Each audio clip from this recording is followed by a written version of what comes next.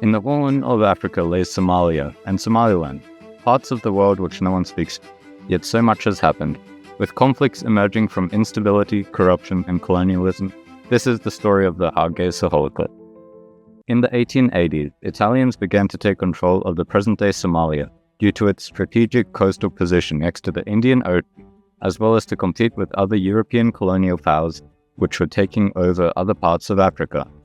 Italy did this through a series of agreements and negotiations which included protection treaties and trade opportunities with the various clans controlling the area. By 1889, the Italian Somaliland was founded as a protectorate of Italy, after Italy was able to take power over most of the land. This wasn't taken well by many of the local people, as revolts and movements occurred regularly from different clans, including the Dervish movement in the north and Banadir resistance in the south. Meanwhile, in British Somaliland, located north of the Italian Somaliland, the British government was creating agreements with many clans in the area to create a protectorate in exchange for protection from other empires, notably Menelik's empire. Over time, some people didn't like this regime, and by 1899 the Dervish movement could be seen throughout this entire empire, led by the Somali religious leader Syed Mohammed Abdullah Hassan. The effects of the Dervish movement within the British Somaliland were much stronger, and a war broke out in 1900 called the Somaliland Campaign, or Dervish War, with the main belligerents being the British, Italian, and Ethiopian sides versus the Dervish movement. This fighting lasted until February 1920, where the Dervish capital of Taleh was aerially bombed by the British brutally until the British Allied victory. After this time, the British remained in the British Somaliland area, helping with military as protection from colonies or clans, however never interfering with the local governments. The reason why no more rebellions formed for 1 or 2 decades was because the British didn't have many investments into Somaliland and left it alone, for the most part with an indirect rule policy, where local clan leaders could manage internal affairs and resolve disputes according to their local laws. This differed from the Italian Somaliland, where in the 1920s and 1930s, after World War I was over and the Italian government had expanded its territory within the Italian Somaliland area, the fascist government under the power of Benito Amilcare Andrea Mussolini introduced changes to the colonial power, whereby more power was put into the control of the Italian government. This eventually ended up with racial segregation and forced labor, with Italian settlement within the colony encouraged by the regime. This was not taken well by the local clans, and some attempted to rebel back, but were quelled due to the strength of the Italian military. This regime also pursued an expansionist foreign policy, which aimed to expand their territory in East Africa as much as possible, which eventually led up to the war in 1935. In 1935, Italy decided to invade Ethiopia, or the previously called Abyssinia, from the Italian-occupied Eritrea and Somaliland, causing the Second Italo-Ethiopian War.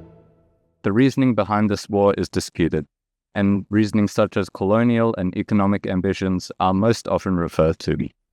After Italy managed to beat Ethiopia in the war, Italy created a new colony called Italian East Africa, which contained the Italian-occupied nations of Italian Somalia, Eritrea, and Ethiopia. Italy managed to hold this territory and even annex the British Somaliland on the 19th of August 1940. However, this didn't last long within the East Africa Campaign, which was a campaign that took place within Italian-occupied East Africa by the British Empire, Ethiopia, Belgium, and Free France to liberate the Italian-occupied East Africa, and soon after, British forces took back British Somaliland in Operation Appearance during March and April of 1941. This campaign, alongside political changes within Italy and other various reasons, made it much more difficult for Italy to hold onto Italian East Africa, and the territory was relinquished on the 10th of February 1947. Italy also had to pay $25 million, which is about $357 million as of 2024 to Ethiopia for war reparations. Following the surrendering of this territory, the British set up military administration within Eritrea, Italian Somaliland, Ogaden, and later Horde, but re-established Ethiopia as an independent nation. Ogaden and Horde were parts of Ethiopia pre-invasion in 1935, with a majority ethnic Somali population. These regions were given to Ethiopia in 1948 and 1955 respectively, while the effects of World War II were being reversed. Eritrea was left with the British military administration during World War II and all the way until 1950, when the United Nations could determine its fate. Meanwhile, the British military administration in the previously Italian Somaliland continued to control as the British Military Administration of Somaliland, not to be confused with British Somaliland. However, there was a lot more freedom for the Somali people and their governance, as stated in the East Africa Campaign. This lasted for 9 years from 1941 to 1950 until the United Nations decided through negotiations and pressure from Italy to return this nation back to Italy with supervision from the United Nations under the name of the Trust Territory of Somaliland under Italian administration for a 10-year preparation period for the independence of Somalia. Meanwhile, during this time in the British Somaliland, it seemed to be much more peaceful. But by the time World War II had ended, nationalist sentiments were growing throughout the country, advocating for self-government. This included the Somali Youth League, or SYL for short. During the 1940s and 1950s, this voice became much more apparent, with an uprising happening called the Sheikh Bashir Rebellion during 1945, where tribesmen opened fire on a police guard of the central prison in city. Eventually, in 1960, due to the nationalist ideologies of the people from both the British and Italian Somaliland, as well as several other political factors, British Somaliland and the Italian Somaliland merged to form the State of Somaliland, or the Somali Republic. But for 5 days, from the 26th of June to the 1st of July 1960, the Somaliland region became their own country while waiting for the transitions into uniting with Italian Somaliland, making it one of the shortest-lived countries in the world.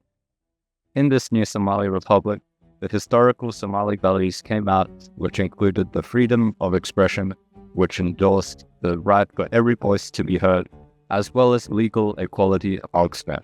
However, unfortunately, women had more limited options. These values aligned with those of the Somali Youth League, which was at the time the dominant government coalition. These values were also supported by the Northern Somali National League, or SNL for short, and the United Somali Party, or USP for short. The unification of the Italian and British Somaliland didn't come with no difficulties, as the separate government structures which were left behind made it difficult to compromise between each other, and eventually the Italian Somaliland region became the governmental part of the Somali Republic, as they claimed to be better prepared than the previously British Somaliland, due to the experience from the Italians while under the Italian colonial rule.